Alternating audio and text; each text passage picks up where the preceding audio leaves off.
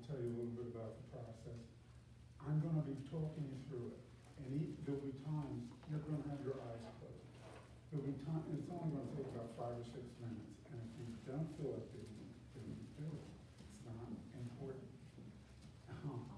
So, during the process, there'll be times when I'm not talking. You're gonna have your eyes closed, but that doesn't mean we're done. I will tell you when we're done, or we're almost done. So stay in the process while we're doing it. It's only gonna be 5 or 6 minutes, okay? And again, if you're not up for this, don't do it, just relax. So close your eyes, and I want you to think about your childhood, early childhood. You know, I would say, maybe 5 years. We're looking before that, not after. Okay, 6, who knows when that something actually happened, but we're picking a moment. Now, a lot of people, don't look at me, don't open your eyes. A lot of people pick an unpleasant moment. No. Don't pick that. Pick a happy memory. And if you can't remember any, that's okay. Make one up. And okay, so you're gonna pick a happy memory. See, I'm not talking for a moment. It doesn't mean it's over. I will tell you when it's gonna be over.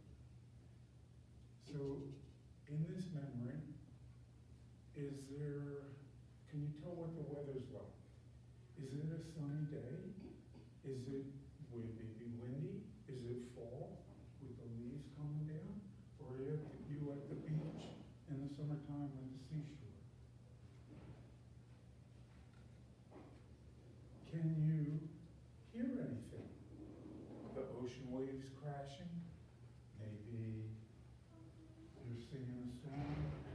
Maybe you're eating cake at a birthday party? Can you hear anything? Are there sounds? What time of day is it? Is it morning or afternoon?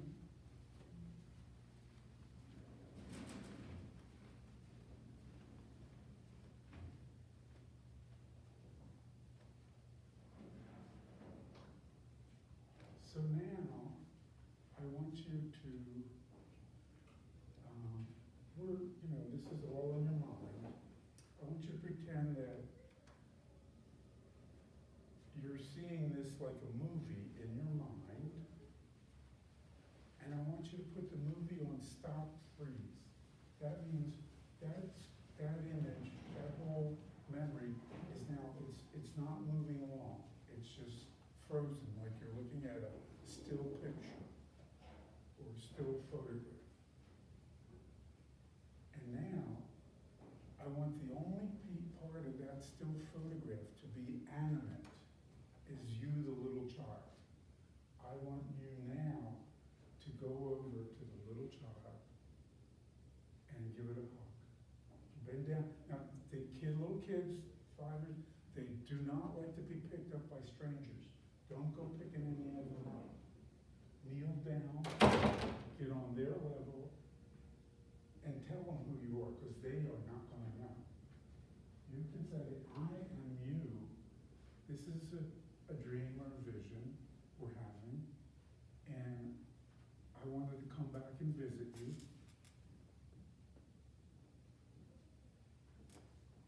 And I want to talk with you a little bit. So I'm going to keep talking, but then I'm going to be quiet. I'm going to give you a few more instructions, and then I'll be quiet, and you can interact with your child, and then we'll be done this process. So little kids will believe anything you tell them. And they are going, okay, you're me. You've come back 60 years to visit me.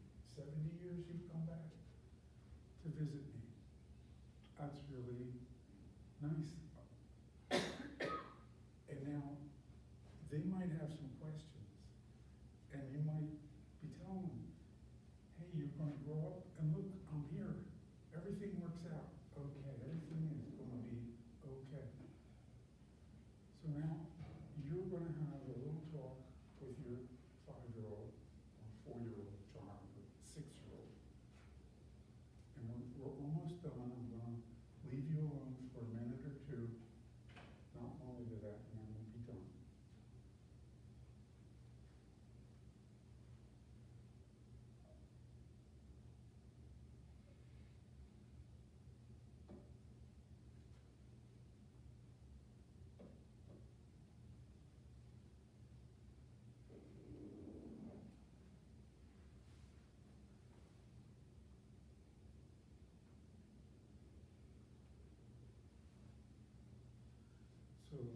almost finished, you can say, well, I've got to go now, or you're going to go back to the memory, and we can come and visit each other again in the future or tomorrow, if you feel like it.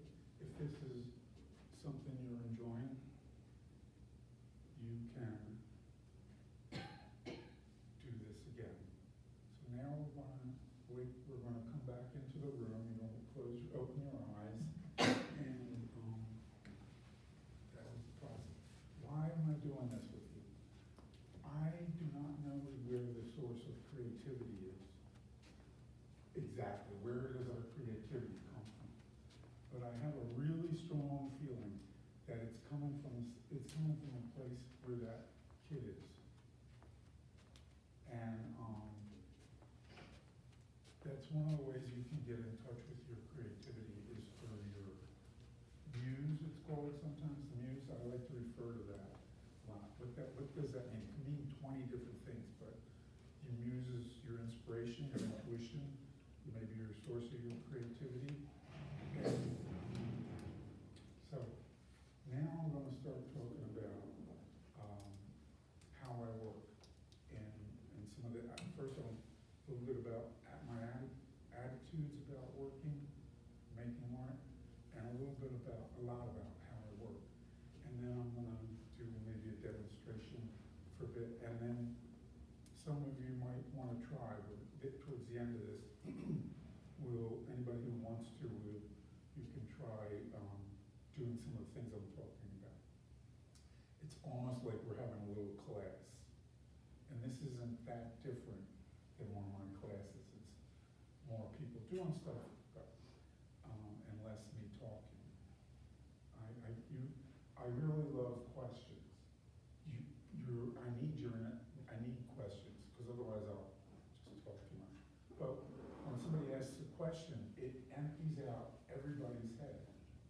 Because right now you're almost saturated, it's almost full. And I haven't even told you any of this methods I work with. But if somebody asks a question, all the information's coming this way, and their minds will be empty, and I can load them up with a whole lot more stuff. But I need to have questions. So, and I promise I'll make any questions sound really intelligent. And you might say, well, Lenny, could you say that again a different way? I didn't understand. Or something. So, by all means, ask questions. I have a lot of different attitudes that I work with. And usually when I start working, I kind of lose track of how I'm operating myself. But they fall into different categories, and I like to have my students try some of these different attitudes with which to work. For example, a couple of them, I'll talk about 2 or 3 of them, but one attitude is you have to be very attentive, and you have to be watchful. That's basically what I said. And that is you're working you're just not going that fast. You're just going slower. And if you see something, you stop. It's like, I don't want you to race past the good stuff or be so intent on finishing it or coloring it all in that it looked really good 2 seconds ago. And so you're working slow enough that you're being watchful. That's one attitude. Boom, over there. Another completely different attitude. This one I really like, and it's a bit of a challenge. I talk to my students for 1 or 2 or 5 minutes about an attitude. And say, okay, try and work with that attitude today. This attitude is you have to do whatever you think of. And like you're working on a piece, and then it says, oh, I think I'll outline everything in pink. You've got to do that.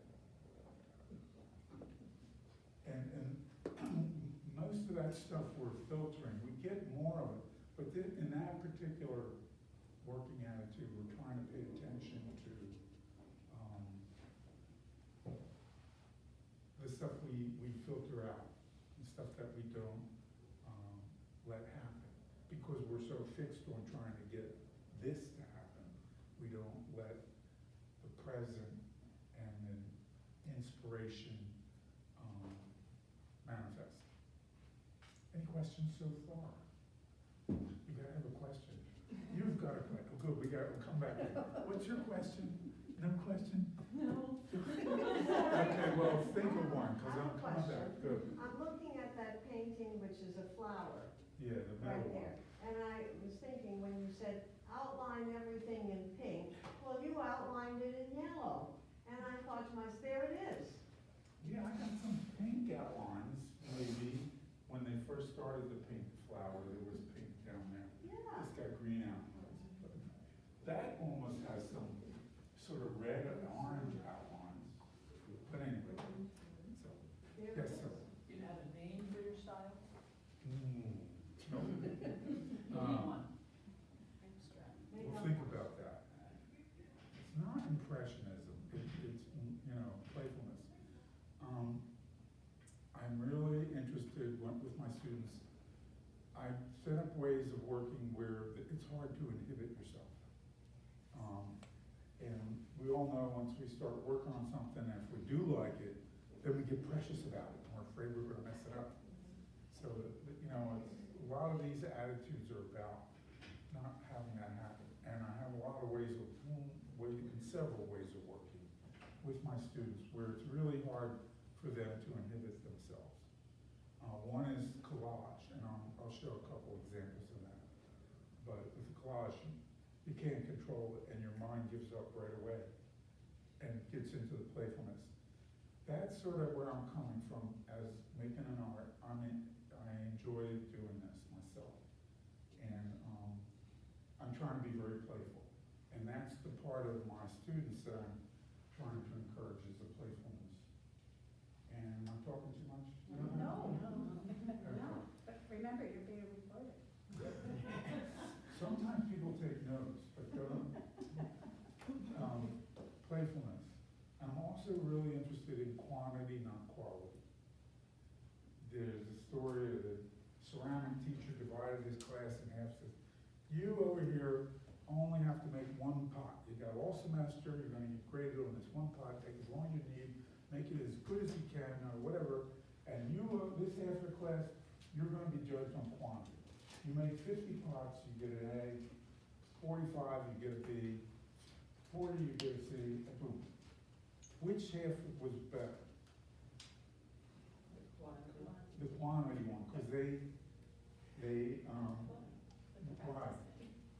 I'm just thinking there was no pressure to have it be perfect. Right. You just do one thing and your whole score or grade depends on it, it's like pressure. And they're doing a lot of it, so they're getting better at it. And because they got better at it, they like doing it. And because they like doing it, they're doing it more. And because they're doing it more, they're getting better at it. Because they're getting better at it, they like doing it. It's kind of like that kind of a circle. That's where I'm coming from. I'm encouraging my students to do quantity, not quality. Quality will emerge out of it.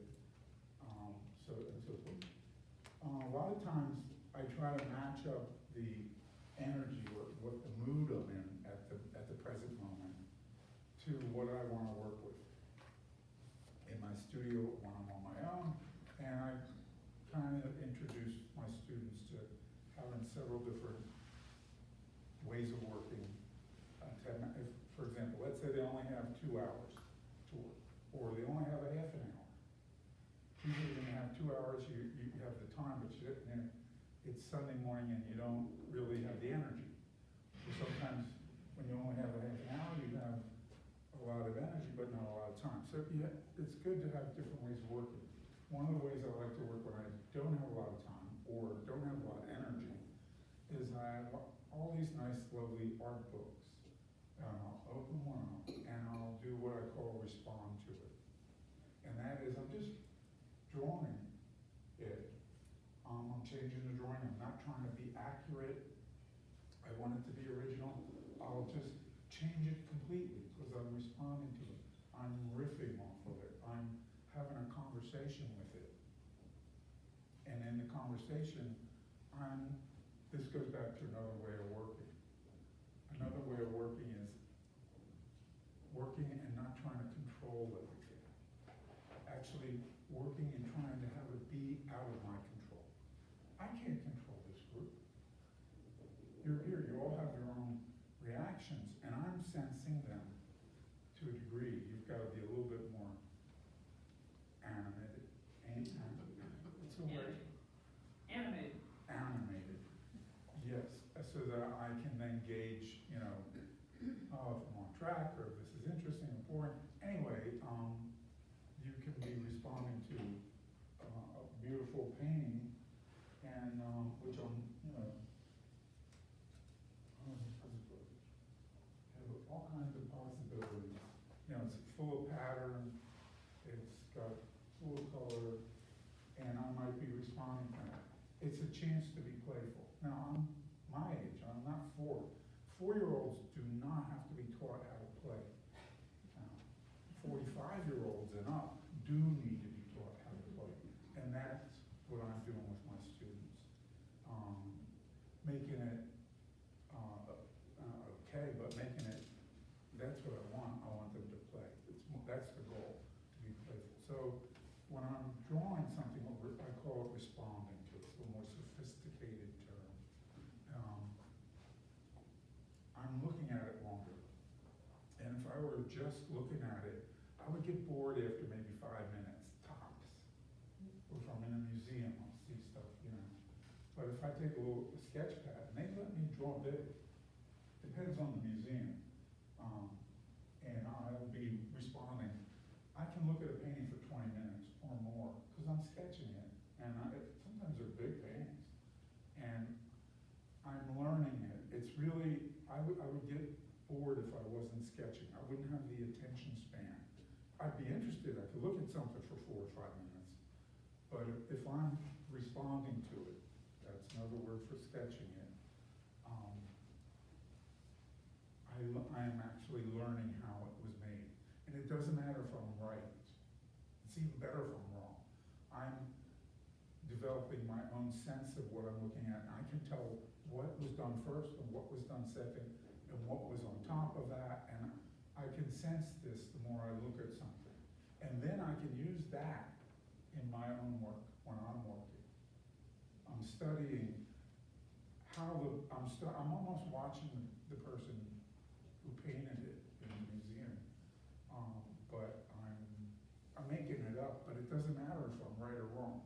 I'm learning from it, and I'm going to put those ideas or methods into my own work. Let me show you, I'm almost done. This is what I've been talking about, is my attitude about working and about teaching. What I'm going to start showing you now are some of the several different, I like to call them processes or methods, techniques that I work with. Any questions so far? We had 1 or 2 questions. Yes, good. That's not really relevant, I'm just curious. I'll make it into No, a I'm great super question. curious.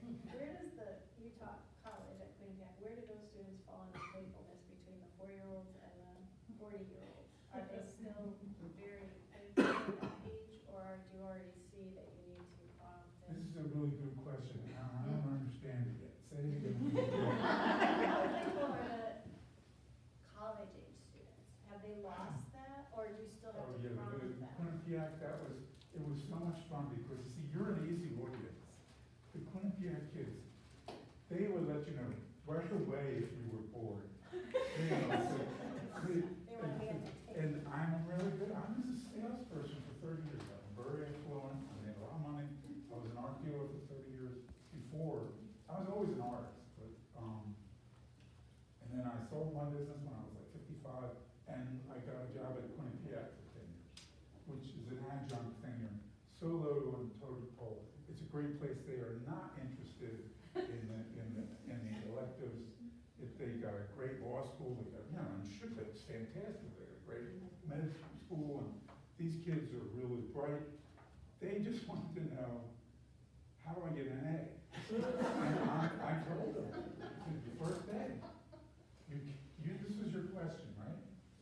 The first day, I told them, to get an A, the attendance, I keep track, you have to sign in at every class, and, you know.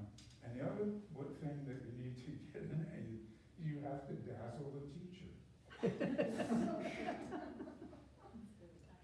You know, it's like, no, I told him, it's gotta be interesting for me. I want it to be, I want you to be challenging to me now. So, I mean, you better be thinking of some questions. What's on your mind? What are you thinking right now? I thought that was really good because some of the teachers are so boring. No, I had one student, you know, it didn't always work, I mean, you know, but I had one student tell me, her mom was an artist. She said, "You're a legend in our house." You know? Hey.